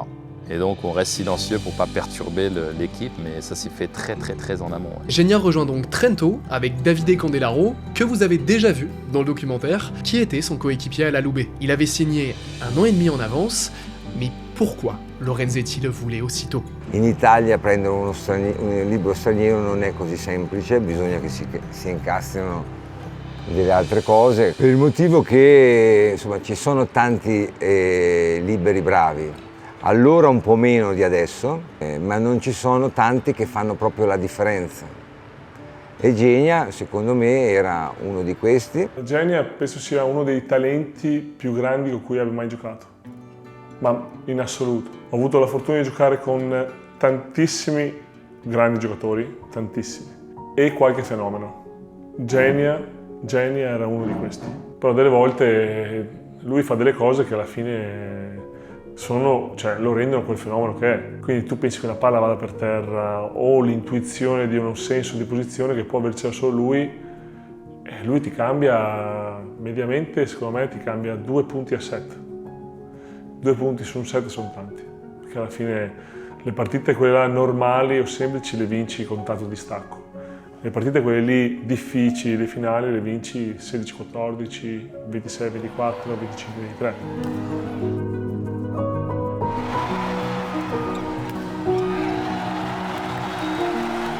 Lorenzetti avait vu quelque chose en Genia, et il voulait construire autour de lui. Sauf que Genia, il a beau être le meilleur libero du monde, il s'ennuie. Perché comunque Genia, una delle cose, dei difetti, tra virgolette, di Genia è che si annoiava velocemente, molto velocemente. E ovviamente se sei il libero più forte del mondo, o comunque fai parte di quell'elite, la gente non batte su di te, non schiaccia su di te, perché poi più un libero più riceve bene, più difende, più si carica e poi diventa una ruota ed è sempre, cioè gioca sempre meglio. Un libero come Genia dovresti non fargli toccare la palla, quindi lui si annoiava. Le Genia, il fait partie des mecs évidemment ultra talentueux, il faut les intéresser. Il faut les intéresser en permanence pour qu'ils gardent leur attention, sinon les mecs au bout de 5 minutes ils disent ouais, j'ai compris ton exo, tu m'as fatigué, je vais faire 3 réceps et je m'en vais. Et ça c'est un des trucs qu'on m'a dit, c'est Genia il a besoin d'être nourri intellectuellement. Intellectuellement, je sais pas, mais en fait, j'ai besoin que tu me donnes un truc, quoi. Autrement, je me fais chier vite, quoi. Faut que je m'amuse. Et en fait, il m'a dit une phrase... Ho provato a spiegargli, non so quanto sono arrivato, però dopo era migliorato, che c'è differenza tra allegria e divertimento. E secondo me lui cercava l'allegria, ma l'allegria è lo stato che abbiamo quando siamo sereni senza pensieri, no? Ma in campo, anche in allenamento, non si è mai senza pensieri. Il divertimento viene da una parola latina che si viene diverto, vale a dire mi fermo e guardo, no? Ti dà la capacità di guardare il dietro sotto punti di vista diversi e provarli, no? E quindi ho dovuto spiegare che in allenamento ci si diverte, si provano nuove cose, anche cose di cui si è abituati a fare in un determinato modo si possono provare, e quello è il divertimento vero. Riuscire attraverso nuovi punti di vista a migliorare. E su questa cosa qua all'inizio facile non è stato. Il m'a dit ok Genia, mais pour que tu t'amuses, faut que tu saches faire les choses. Il me dit peut-être que des fois tu sais pas faire la chose, c'est pour ça que tu t'amuses pas. Et là, il me fait tilter. Et là, en fait, ça m'a motivé à aller travailler. Je fais, mais qu'est-ce que je sais pas faire, tu vois? Je te dis, mais qu'est-ce qu'il me raconte? Je sais tout faire. Ouais, grave. Il me pose la question, tu veux être meilleur? Tu peux être meilleur? Je fais, ouais, je pense. Il me dit, mais comment tu peux être meilleur? Je dis, bah, j'aimerais bien prendre plus de terrain, j'aimerais bien défendre plus. Et là, tu vois, je vois un peu son regard, tu vois, genre, il est en train de kiffer. E Angelo, impostando comunque il gioco su di lui, lo faceva entrare nel gioco.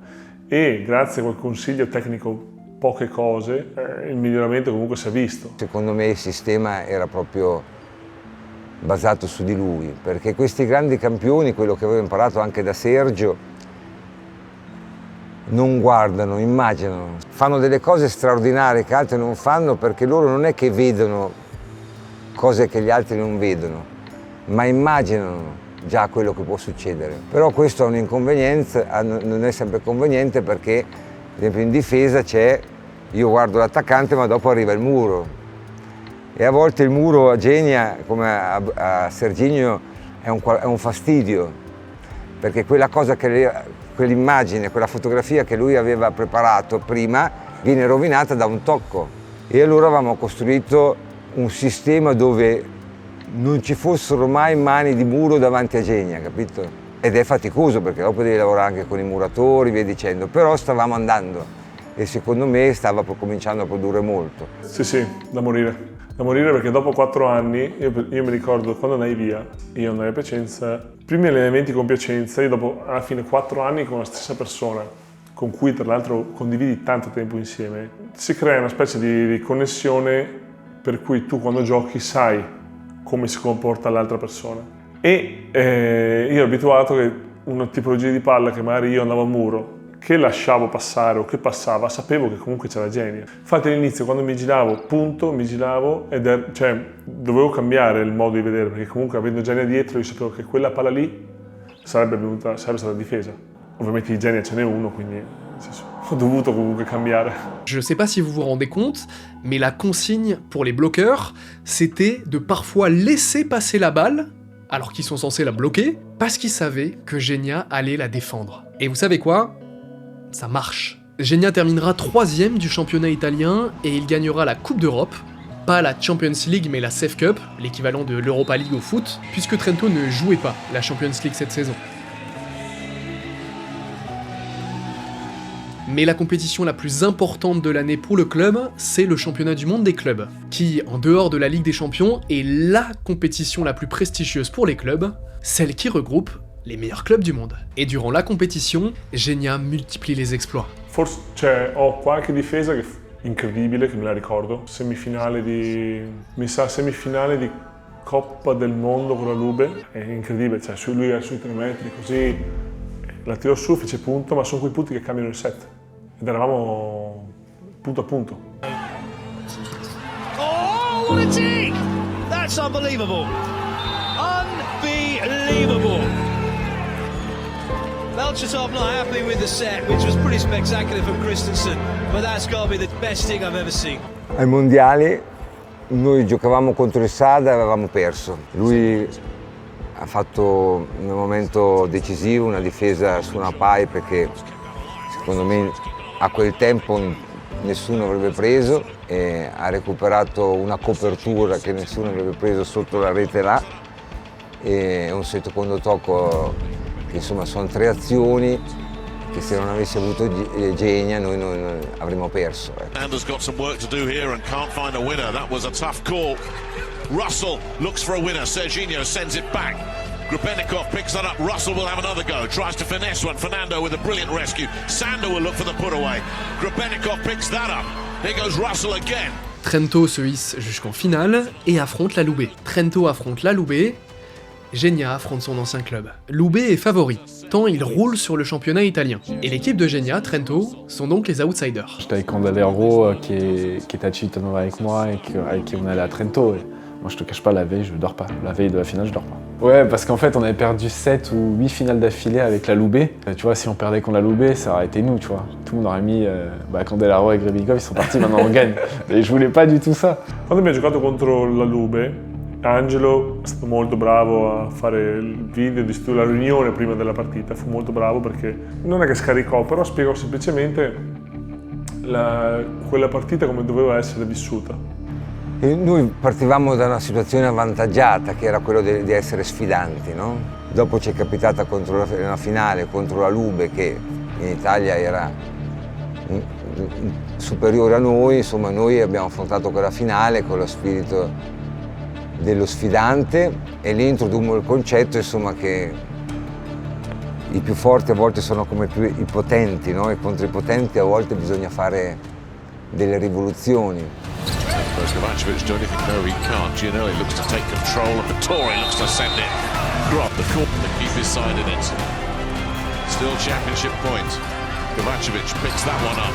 Russell finishes the job and Trentino Volley can celebrate their 5th World Club Championship. Zawodnik Trentino Volley, numer 10, Yet another individual award for Genia Grebennikov. E quindi abbiamo esplorato il concetto che cos'è una rivoluzione e che cos'è soprattutto un'idea rivoluzionaria per essere concreta.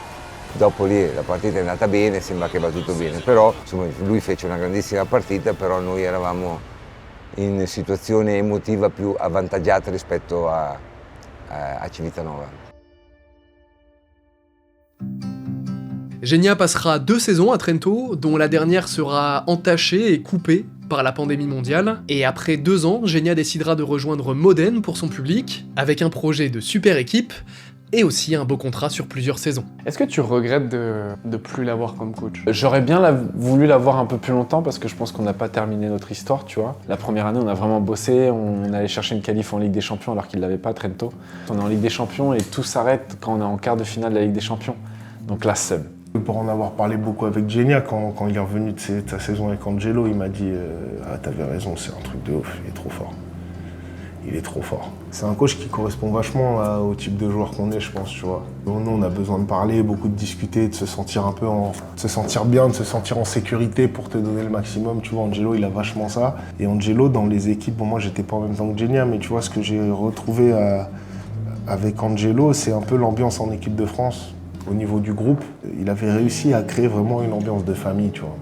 Io con Genia sono stato bene, mi sono arrabbiato quando è andato via, quindi ce la vorrei sempre. Chiaro, come dicevi tu, come dicevate voi prima, insomma, in Italia prendere un libero straniero non è così semplice, bisogna che si incastrino delle altre cose che a Trento si erano incastrate e che dopo in avanti non mi sono mai incastrate, però lo prenderei subito anche perché insomma un po' l'ho visto, sicuramente migliorato, soprattutto in termini di presenza positiva e soprattutto nei secondi tocchi dove è diventato veramente come Serginho un secondo pareggiatore aggiunto.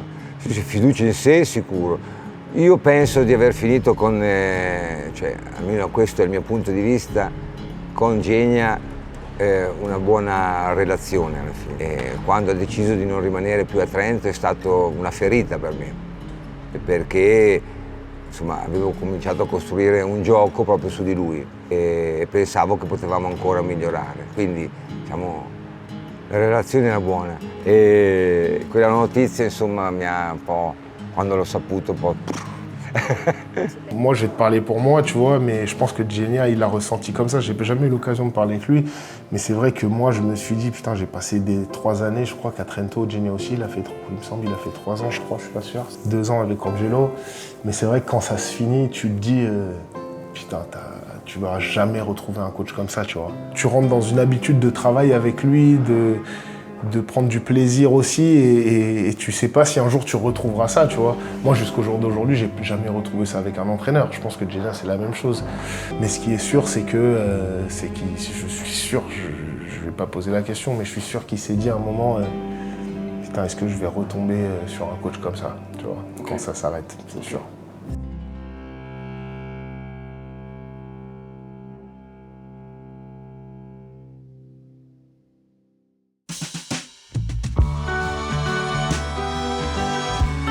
Là, c'est la partie où je vais avancer un peu plus vite, parce que son année à Modène, elle m'intéresse pas trop dans l'histoire que je vous raconte. Mais rapidement, il a rien gagné avec le club. Sauf qu'à la fin de l'année en club, il rejoint l'équipe de France, avec laquelle il décroche la première médaille olympique de l'histoire du volley français, et c'est la médaille d'or. Alors là, je suis désolé, mais à 2500 $ la minute pour vous montrer des vidéos des JO de Tokyo, eh ben je vais pas vous montrer des vidéos des JO de Tokyo. Genia avait signé plusieurs saisons à Modène, mais là il a une opportunité de fou, rejoindre un club russe, le club de Saint-Pétersbourg, qui accepte de racheter son contrat. Il y a eu un rachat de contrat de Modène, il était toujours sous contrat à Modène, avec des conditions exceptionnelles, de loin le plus grand contrat de tous les temps pour un libéro. Sauf que si vous ne suivez ne serait-ce qu'un petit peu l'actualité, vous avez vu qu'il y a un conflit du côté des pays de l'Est. Et la Russie est désormais exclue de toute compétition internationale, que ce soit en sélection, mais aussi en club. J'ai pas du tout envie de parler politique, mais à titre personnel, je trouve ça très dommage qu'un conflit politique entache la carrière de sportifs de haut niveau, parce que eux, leur vie n'est pas mise en pause, le temps défile, la carrière n'est pas infinie, et du coup ils ratent des précieux moments qui impactent leur carrière. Surtout que les équipes russes, elles pourraient faire top 4 de Ligue des Champions, et peut-être pas 4ème. Je voulais te parler du coup du Zénith, parce qu'après Modène, t'es parti à Saint-Pétersbourg. Ouais. Bon là, actuellement, ils jouent plus les compétitions européennes et la Ligue des Champions, mais quand t'es arrivé ta première saison, tu l'as joué. Ouais. Est-ce que, si t'avais su que t'aurais pas pu la jouer par la suite, t'aurais été ou pas? Je pense que ouais, même j'en suis sûr, parce que c'était un super challenge, parce qu'en fait c'est un club qui a jamais gagné. Même s'il n'y avait pas la Ligue des Champions, j'y serais allé parce que j'aurais envie de gagner la coupe russe et le championnat, parce qu'en fait je le sentais comme un challenge vu qu'ils ne l'ont jamais fait. Et moi les challenges ça m'attire tout le temps et c'était une opportunité parce qu'en fait tu n'as que 2 étrangers qui peuvent jouer dans une équipe. Et je me suis dit cette opportunité elle peut ne pas se représenter l'année d'après, tu vois. Surtout que Genia, ça y est, il a enfin réalisé son rêve, celui de jouer réceptionneur attaquant en pro, et il l'a fait au club de Saint-Pétersbourg. Mais ça c'est un truc de ouf, on a tous le Covid et en fait on est sûr d'être qualifié pour le prochain tour. Et là tout le monde est malade, mais genre personne n'arrive à passer le test quoi. Et moi, je me dis, jackpot, je dis à l'entraîneur, je dis, moi, je peux jouer à 7-4. Je suis malade, mais je me dis, mais là, c'est trop bien, là, je vais kiffer de fou. Mais qu'est-ce qu'il était heureux, je me souviens quand il a joué à Sepatak sur le groupe WhatsApp, ça, notif sur notif, ça y est, Genia, t'as réalisé ton rêve. Ouais, il a fait un match, on a tous regardé et on était très très déçus. Et alors? Ouais, catastrophe. Catastrophe. Mais après, sincèrement, l'équipe a pas bien joué, tu vois. Moi, j'aurais fait beaucoup mieux, tu vois. Mais c'est de la faute de l'équipe. Bah, c'est l'équipe, tu vois, c'est un sport co, tu vois. Aujourd'hui, en 2025, Genia est toujours à Saint-Pétersbourg, avec la volonté de ramener le premier trophée à un club qui n'a jamais gagné ni le championnat, ni la Coupe de Russie. Par contre, pour la Ligue des Champions et jusqu'à nouvel ordre, les clubs russes ne la jouent pas. Ça semble donc compromis pour Genia. Tu sais, il y a des carrières comme ça, je sais pas s'il aura l'occasion de la gagner ou pas, mais je pense qu'il y a des carrières comme ça où il y a un titre, il veut pas, tu vois. Il y a un titre, tu le veux, il veut pas, et quand tu passes à côté, ça fait mal, mais c'est la vie du sportif. Mais j'ai 2 derniers points avant de clôturer mon histoire. Et la première, c'est les JO de Paris 2024. La France était pour rappel championne olympique en titre, et avait donc, après Tokyo, la lourde tâche d'essayer de défendre son titre à Paris. Tout le monde nous a saoulés direct, tu vois, le dernière balle, elle tombe à Tokyo, tu vas n'importe où, tu fais un interview ou quelque chose, bah alors, là même à Paris. Ouais. Là, je viens de gagner Tokyo, laisse-moi tranquille. Je sais même pas ce que je vais manger ce soir, pourquoi tu me parles de dans 3 ans? Pourquoi tu me parles de Paris, tu vois? Tout le monde t'en parle, tu te dis, bah, là on est quand même champion olympique, ça n'a jamais été fait. C'est même pas une médaille, on est champion olympique. Enfin, directement, Paris. Je ne vous réalisez pas. Enfin, on ne devait même pas se qualifier. Pour les quarts, on a failli sauter en poule. Ouais, c'est clair. Vous deviez même pas sortir, vous deviez même pas aller à Tokyo. Mais ouais, c'est ça, on devait même pas aller à Tokyo, exactement. Tu vois, Tokyo, c'est. Je sais même pas comment on est arrivé là-bas, tu vois. Tout le monde, à chaque fois, tout le monde te dit. Et du coup, tu te mets en mode robot, tu dis, Paris, vas-y. Moi en tout cas, j'étais presque comme un robot, tu vois. Genre comme un robot, j'étais tellement concentré sur la mission qu'on avait de gagner une médaille que j'ai l'impression de presque d'oublier des trucs, tu vois. Encore une fois, je suis désolé, mais à 2500 $ la minute pour les JO de Tokyo, je n'ose même pas demander le prix de la minute pour les JO de Paris. Donc encore une fois, vous allez devoir me faire confiance et écouter le récit. La France sort des phases de poule, affronte l'Allemagne en quart de finale. J'étais dans la salle, la France est menée 2-0, puis elle remporte le match 3-2. Tu sens la fin arriver, mais non, ce qu'ils ont fait, d'être à domicile, le match contre l'Allemagne, ça les a aidés de fou. Même si c'est pas une équipe qui lâche, normalement, là, ils avaient vraiment pas le droit de lâcher devant le public français. En demi-finale, la France affronte l'Italie. Le niveau des Français est stratosphérique, et celui de Genia l'est tout autant. On peut avoir l'impression que les Italiens ne jouent pas bien, mais pour moi, c'est les Français qui les empêchent de jouer. Tu vois, ils leur mettent une telle pression que les autres n'arrivent pas à s'en sortir, ils ne trouvent pas de solution.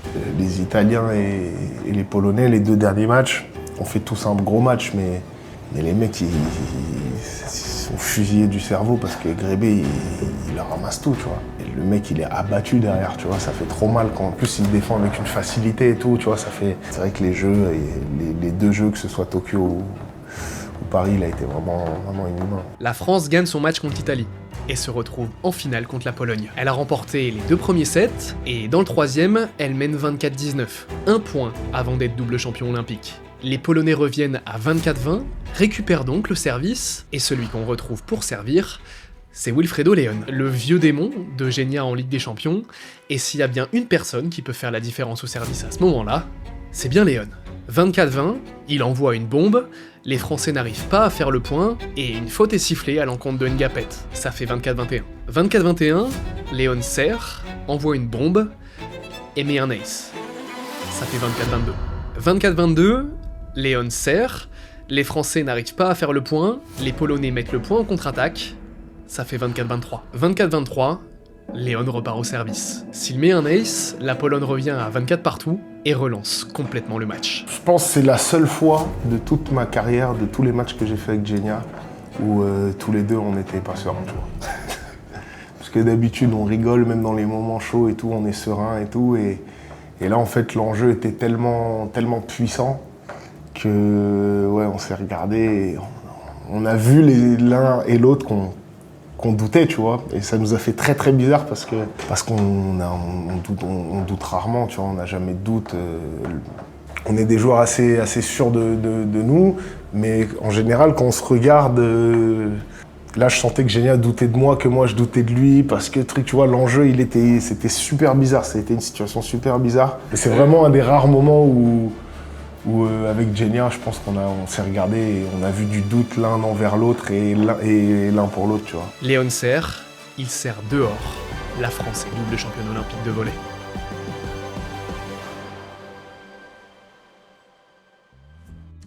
Ah, comment conclure? Genia Grebennikov, le meilleur joueur du monde à son poste depuis 10 ans, facile. Faut vraiment que vous vous rendiez compte. Il y a Genia et les autres. Pourtant, quand tu regardes ce qu'il fait sur le terrain, il fait l'absolu opposé de tout ce qu'on t'apprend quand on t'apprend le volley et le poste de libéraux. Il n'y a pas de schéma sur son jeu, il n'y a pas de... Il fait ci, il fait ça, il fait un peu n'importe quoi, c'est un peu sa force. C'est dur d'enseigner ça à des jeunes, c'est qu'il fait n'importe quoi sur le terrain. Mais quand tu le regardes, il fait n'importe quoi. Il n'y a aucune chose qui est académique. Tu le fixes pendant une phase de jeu, à l'entraînement, en match, tu le fixes, il fait n'importe quoi. Quand tu apprends à des jeunes ou des joueurs de volley à faire libéraux avec la technique, les positions de base, etc., il fait tout l'inverse. Si on parle école de volley, presque toutes ces techniques, elles sont dégueulasses en fait. C'est pas que c'est dégueulasse, mais que c'est pas académique, mais il le fait très très bien. Il le fait très très bien. L'autre jour à l'entraînement, il défendait des balles à une main comme ça au-dessus de sa tête, à une main. Tu les tapes là, elles remontent. Parce que quand il défend un bras, je veux dire, t'as 98% des joueurs, ça part dans les tribunes. Et lui, ça revient parfait dans le centre du terrain. Donc ça veut dire que techniquement, il est capable de le faire et il le fait bien. T'as le volley, comme on dit, nous avec Genia, on aime bien le volley d'école que t'apprends dans les livres, et puis t'as le volley, tu sais, quand tu réceptionnes, le but c'est de mettre la balle à un endroit, tu vois. Nous, on a un peu ce truc en commun avec Genia, on fait à notre manière, mais on fait en sorte que ce soit efficace. C'est vrai que techniquement, quand tu vois Genia qui réceptionne, c'est pas ce que disent les coachs quand tu commences le volley, tu vois. Mais comme je te dis, le but c'est que quand tu réceptionnes, la balle elle aille sur le passeur, et Genia, la balle elle va tout le temps sur le passeur, et il fait ce qu'il veut avec ses jambes, avec ses pieds, avec son corps, et ça fonctionne, tu vois. C'est efficace. Mais il a fait aussi partie de l'évolution de ce poste, c'est-à-dire qu'aujourd'hui, pour les coachs, un libéraux qui est sur l'arrière, qui tombe, c'est pas dérangeant parce que Genia Grebennikov, il le fait. C'est le meilleur du monde, donc c'est bien et que ça marche. Et après, oui, il y a des coachs qui le laissent faire, et des coachs qui essayent de le cadrer. Et en fait, je pense qu'il a vraiment aimé travailler avec Lorenzi parce qu'il l'a laissé faire, tu vois. Genia è un talento incredibile ed è stato l'erede di Serginho, proprio erede perché ha continuato lo stile di questo giocatore qua, nel senso che è un giocatore che ha costruito delle sue tecniche come Serginho, e come Serginho è uno che nei momenti caldi era capace di fare la differenza. Rispondere che la pallavolo non ci aspetta, nel senso che pallavolo, come tutti gli altri sport, progrediscono, va avanti. Tutti gli sport si evolvono soprattutto in termini di velocità e di pallavolo, e questo necessita di avere degli adattamenti di tecnica, e quindi bisogna stare sempre allerta, no? A volte sono gli stessi campioni che per adattarsi ad un gioco sempre più difficile creano delle nuove tecniche. Compito nostro è studiarle e poi proporle ai propri giocatori. Genia, c'est le joueur qui a révolutionné le poste de libéraux au niveau mondial. Il y a un avant Genia sur le poste de libéraux et un après Genia. Il y en a deux qui ont révolutionné le poste, je pense que c'est Sergio et lui. C'est un des seuls libéraux du monde qui te fait gagner un match, tu vois. Aujourd'hui, c'est le seul. C'est le seul libéraux au monde où il y a un plan de match contre Genia, quoi, tu vois, tu sais, les vidéos c'est long, mais quand il y a Genia en face, le coach il rajoute 15 minutes de speech par rapport à Genia, et ça c'est ouf, tu vois. Parce que normalement, un libéraux, tu le calcules pas quand tu fais ta vidéo, tu regardes les attaquants, les serveurs, les passeurs, les machins. Mais quand il y a Genia en face, il y a aussi un speech concernant Genia, tu vois, c'est ouf. Il a amené le poste dans une dimension, que ce soit en récep ou en défense, où personne n'est invité, quoi. goosebumps. Genia bring the volleyball in some other direction, some other. I guess people still don't understand what he brings to the volleyball because he make this style of playing volleyball, and we will see this in the future. People trying to be like that. So he make a lot of people love volleyball. A lot of people love position of the libero because libero before it was a little bit like I want to be spiker, as Genia wanted, but he bring this thing that everybody want. I want to be Genia Grebennikov. Doesn't matter woman or man volleyball. They want to try to make this style. Imagine how this is huge for volleyball. Genia, c'est un mec qui aura marqué le volley français, le volley mondial, et qui continue de le faire encore aujourd'hui. Déjà par son niveau de jeu exceptionnel, son sourire, son humilité, son attitude, mais aussi maintenant par son aventure entrepreneuriale avec la genouillère qu'il a développée, qui, même si je l'ai pas testée, je suis convaincu que c'est la meilleure du marché. C'est un point où lui et moi on se ressemble beaucoup, c'est qu'on en avait marre de voir des grandes marques en place qui vous proposent des produits avec un rapport qualité-prix désastreux, donc je suis très content qu'il ait lancé sa genouillère et j'espère qu'il arrivera à prendre tout le marché. Vraiment, je suis sincère, je te le souhaite. Genia, c'est à toi que je m'adresse maintenant. Dans mon documentaire sur Antoine Brizard, j'avais dit que la France gagnerait les Jeux de Paris, et quelques semaines après la sortie du documentaire, vous avez gagné les Jeux. Dans mon documentaire sur Barthélémy Chineniezé, où je parlais du fait qu'il avait jamais rien remporté en Italie, quelques semaines après la sortie de mon documentaire, il a gagné la coupe. Alors pense-y pour ton premier trophée en Russie, et potentiellement un jour la Ligue des Champions. Plus sérieusement, je sais pas si tu gagneras la Ligue des Champions un jour, même si je te le souhaite, parce que tu le mérites. Mais en tout cas, je suis sûr d'un truc, je sais comment j'appellerai mon fils.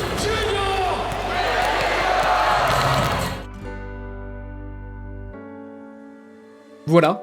Merci à tous d'avoir suivi le documentaire, j'espère que vous l'avez adoré. Pour le générique de fin, je vous laisse avec le message qu'ont laissé les participants pour Genia. Merci à IQ de l'avoir sponsorisé et de l'avoir rendu possible. N'hésitez pas aussi à aller faire un tour sur la boutique pour vous procurer du bon textile de sport. Tous les liens sont dans la description. Je remercie énormément toutes les personnes qui ont participé à ce documentaire. Genia, je te dis aussi un grand merci. Je vous embrasse.